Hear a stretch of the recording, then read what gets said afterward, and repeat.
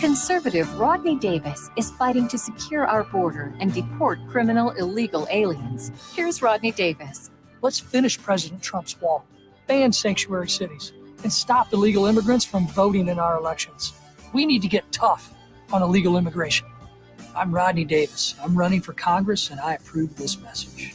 Paid for by Rodney for Congress. 7 minutes after 7 o'clock on this Friday morning, time for a look at the news. From regional radio to WinDailyNews.com and the WHOW app.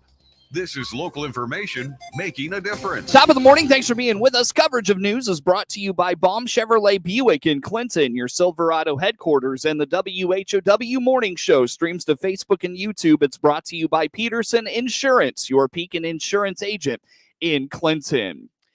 The Clinton school year wrapped up earlier this week, and the principal of the junior high school says despite all the challenges, it ended up being a good year. On the WHOW Morning Show, Jim Peck told Regional Radio News things started a bit rocky, but the kids got into a groove, and it ended up being a very good year. He says they were pleased with the academic progress they saw. Ended up being a really good year. It I think started off, with a lot of the changes that we thought might not be still occurring with the masks and distancing and those types of things. We still had to deal with them in the first part of the school year, first semester.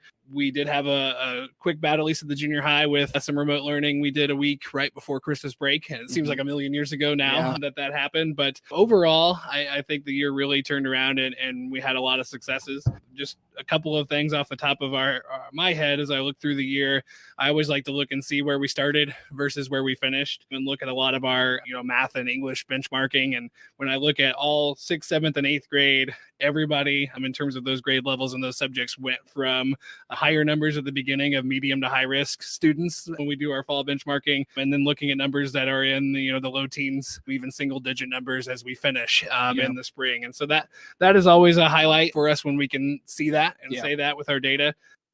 According to Peck, the extracurricular activities largely resumed as normal. He points to the success in the athletics, as well as resuming the Challenger program at Heartland Community College in Bloomington. Athletics were really great. Our 8th grade girls basketball team made the sectionals. The 7th grade girls volleyball ended up winning their conference tournament. And we had several track athletes end up going individually and with teams to state. So Dylan Wright and Keaton Graves, Brock Wilson, Keegan Daughtry, Luther Fitch, and McKagan Morgan all went to Peoria. I'd have to look back. It's been a long time since we've had that many athletes get to go. So just a few other things, our 6th graders have been going on their Challenger Learning Center trip for quite a while. Last year had to be remote. Got to go back in person this year. That was awesome.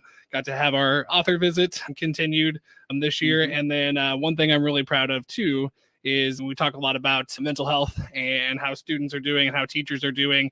The high school has been doing the youth mental health training for a couple of years. We partnered this year with Heritage. Jessica and Corey over there have been great and picked up the program called Ending the Silence. And so our 6th, 7th, and 8th graders all spent 2 days getting some training on that. And then moving forward, it'll be every 6th grade class that comes through. So those are some highlights for the year and some great things still happening.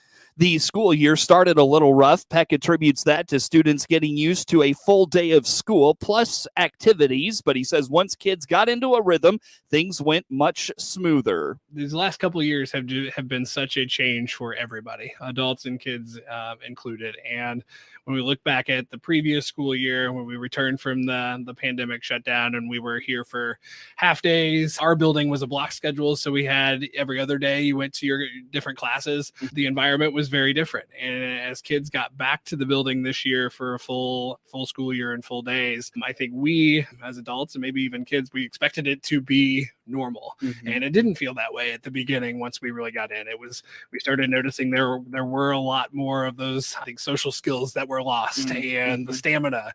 I think being in a building from 7:30, 7:45 when kids get there through 3:30, and then now I got to stay for practice and I'm going to do this. That's a long time when you haven't done it. And I go back to our kids with their teenage brains. They're learning how to do life right now. And when you have that delay, it had much more impact than I think we anticipated at the school year. Yeah. Peck indicates they are bringing some students back for summer school starting Monday. He says that will encompass the month of June from 9 a.m. to noon, Monday through Thursday. The Blue Ridge School District and its teachers union has a 4-year contract. This was the first negotiation for Superintendent Dr. Hillary Stanifer, and she believes things went very well after having a contentious negotiation the last time around. Well, I'll tell you that this was my first experience with negotiating, and this was the first experience for my board for the union president negotiating. So as you can imagine, there was a lot of questions being asked, and I am very proud to say at the end, our IFT representative who came in to help our union said, boy, we should have videotaped these sessions because it's really a model for how negotiations should be done. I don't know how it compared to most negotiation rounds. I know that last time in Blue Ridge, there was quite a lot of hostility, I would say, on between both sides, and that was unfortunate because just because you settle the agreement doesn't mean that some of those relationships that have been damaged will bounce back and go back to where they were before. Dr. Stanifer felt the process, though, was very smooth as representatives from both sides met daily for about a week. At the end of the process, she joked about getting a 90% favorable vote, and then they ended up getting 95. We came through in flying colors. I think we met either 4 or 5 times. We had a meal together, both sides did, each time we met. We talked through some of the language things. I think when you have a new superintendent who's inherited a collective bargaining agreement, a CBA, sometimes there's some language that if you weren't sitting at the table, it's hard to understand the intent behind it.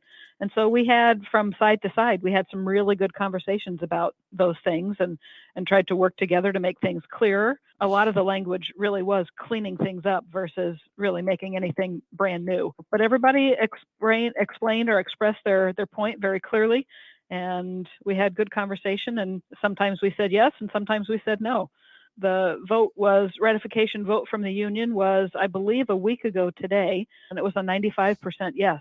So that's fantastic in my world. I was kidding around when I said to the union president, let's go for the 90s. And he came back with a 95% yes vote. Fantastic. According to Dr. Stanifer, there were not very many contentious sticking points in the negotiations, and uniquely, the latest contract is a 4-year contract. I would say we had a lot of discussion about extra duty schedules. We had discussion about personal days and how those were used.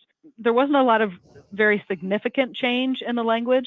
We did have a contract that just talked about maternity leave still, and so we brought it up to date and talked about parental leave instead of maternity leave. There were not a lot of contentious points in there. We did get a 4-year contract, which is not very common for this district, so I am thankful for that. And so it almost feels like as soon as you get into one, it goes so fast when it's 3 years. It sounds kind of crazy, but it feels like you're back at the table right away. So this will give us a little bit of time to breathe. So, and I hope that so we're wall to wall. So that means all our certified and our non-certified staff are in the same contract. So hopefully everybody feels like they were taken care of financially. Dr. Stanifer calls the scheduled raises for staff significant as they looked at things like inflation and tried to account for those in the latest negotiations. Piatt County officials are working to upgrade its first responders communications equipment to improve dead zones in areas of the county. Sheriff Mark Vogelzang indicates the dead zones can sometimes leave officials in a sticky situation. He hopes to correct that with an update very soon. It might be one of those to consistently try to get that radio signal, maybe moving a little bit, stepping out of the house, holding the radio up. It might be, if it's a true dead spot, maybe resorting to their cell phone at times, or getting back to their car. Our car radios, the ones that are installed in the cars, have a much better signal strength. So it may have to leave the house and get back to their car to use their car radio. According to Sheriff Vogelzang, not having good radio communication can leave officers in a vulnerable position if a situation were to escalate to where they need assistance. He points out this isn't an issue unique to Piatt County. Correct. There's a lot of rural agencies nationwide that experience dead spots throughout their county for many different reasons. But it's very critical because if our deputies are fighting somebody and need that assistance, or they're driving down the road and see a horrific crash, being able to get on that radio and clearly request the help, whether it's another deputy, whether it's a fire department for a fire, or medical for somebody that's been in a traffic crash, to be able to reach dispatch and get that is so important. And there's several areas through our county that there are dead spots. So we've worked with our ETSB board, the 911 board, county board, to look at some solutions. And we've already had one meeting with one vendor and working to schedule another, just to see what options are out there at a reasonable cost to increase that radio coverage. Sheriff Vogelzang reminds the Piatt County Sheriff's Department is the law enforcement presence for a couple of communities within the county, so having quality radio communication is also important for those individuals. It is 17 minutes after 7 o'clock here on this Friday morning.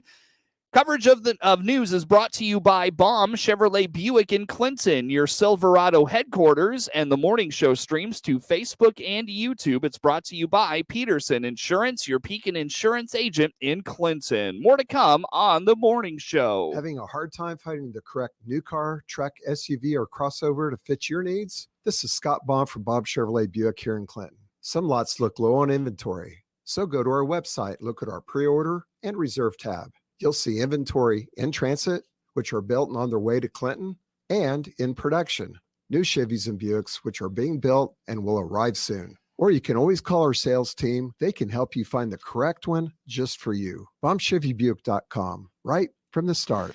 18 minutes after the hour here on this Friday morning. Again, I'm Seth Lawrence with you folks today for this expanded local newscast. The morning show streams to Facebook and YouTube.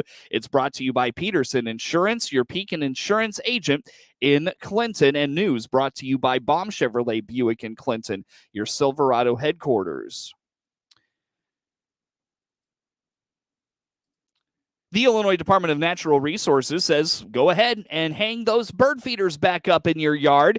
DNR had asked the public to put away bird feeders, concerned birds flying through would eat the seed and potentially spread the avian bird flu, says Wildlife Disease Program Manager Chris Jakes.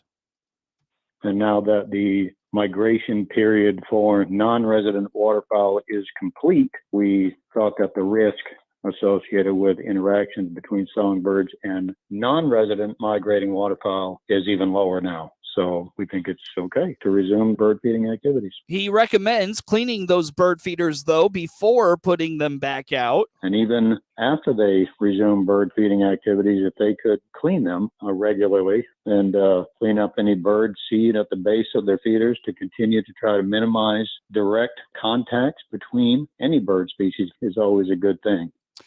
DNR still advises against feeding ducks and geese, though, since the avian flu may still occur in resident waterfowl.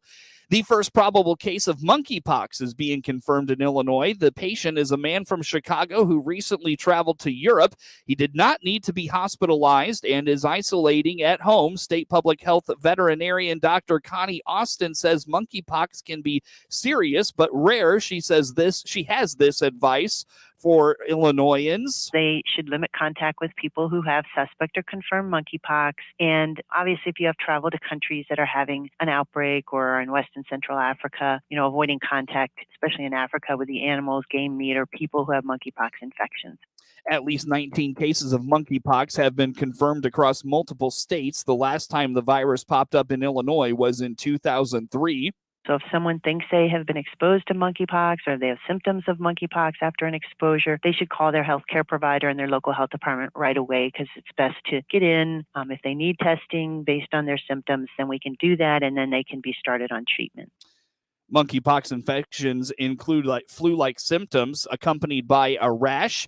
Austin says anyone can spread monkeypox, but this most recent outbreak initially began among gay or bisexual men.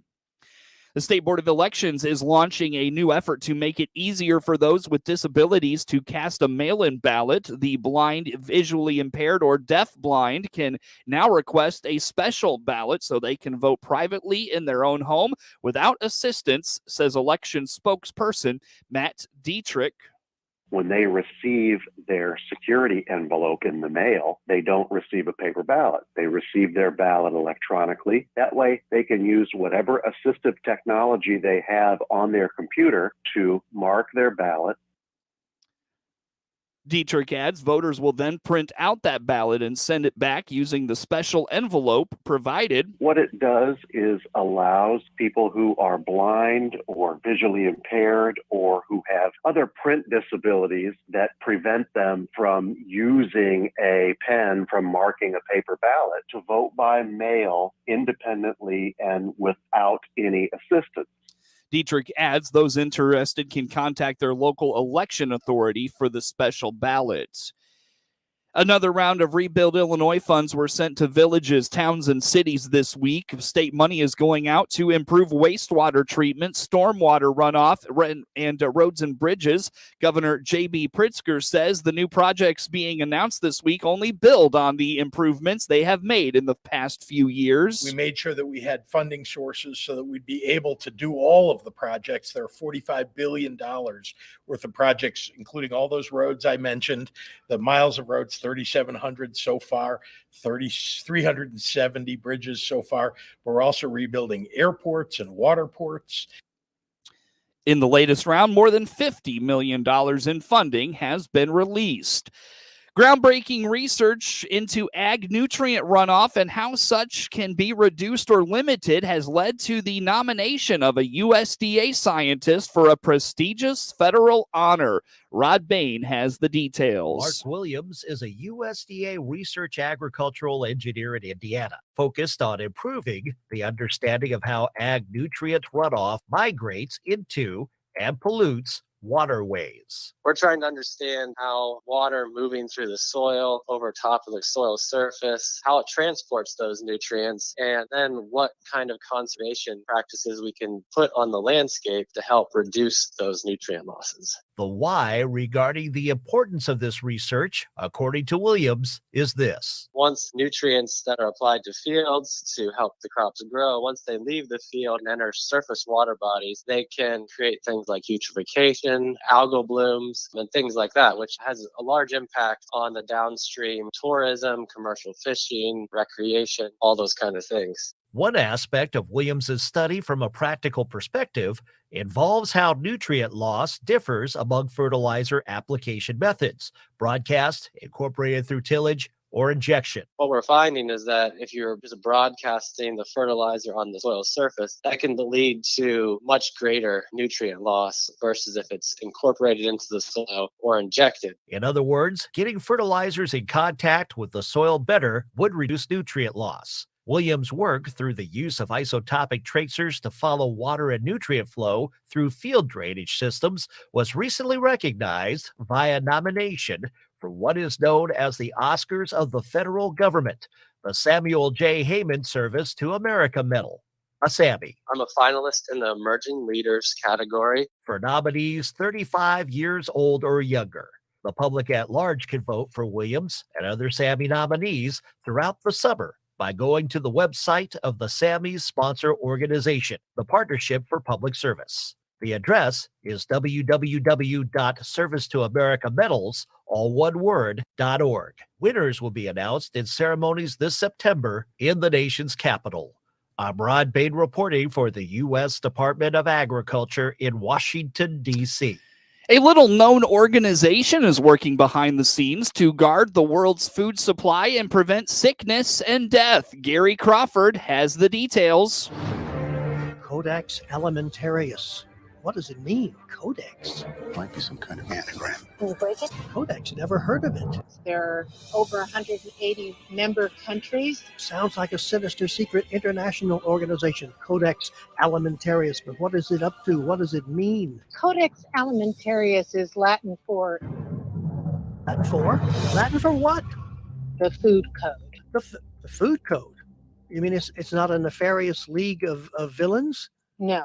No. It's quite the opposite, actually. We're talking to the U.S. manager of Codex, Mary Frances Lowe, and even she admits the name Codex Alimentarius is somewhat odd. In fact, I usually don't use Codex when I first meet people. Good idea. But she's happy to talk about it later on and all of the good that this organization does. So what is this food code? It's a compilation of food safety and quality standards. Standards developed by scientific experts and agreed to by member nations and many other nations as well. Standards that run the gamut From things like pesticide residue limits, limits for food additives to ensure that they're used safely, maximum limits for naturally occurring toxicants that we want to minimize. both in the foods we import from around the world and in the billions of dollars of U.S. food products that we sell to other countries.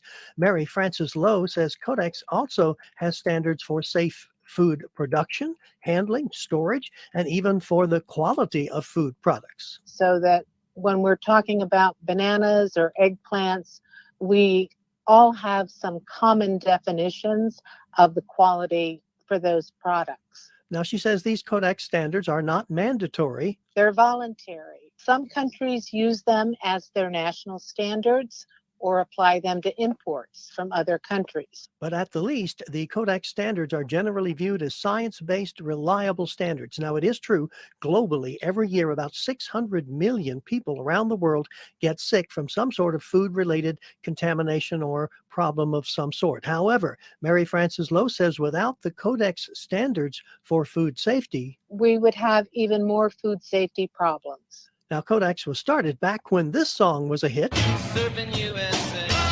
1963. It was a joint venture of the World Health Organization and the UN's Food and Agriculture Organization. And coming up on June 7th, those two groups have a special event, World Food Safety Day, with a particular emphasis on reminding people of some of the things that you need to do at home to ensure food safety. For more information about this special day, maybe some local activities going on near you, go online, search World Food Safety Day. World Food Safety Day. This is Gary Crawford reporting for the U.S. Department of Agriculture. It is 28 minutes after the hour here on this Friday morning. Excuse me. Coverage of news is brought to you by Baum Chevrolet Buick in Clinton, your Silverado headquarters. And the morning show streams to Facebook and YouTube. It's brought to you by Peterson Insurance, your Pekin Insurance agent in Clinton.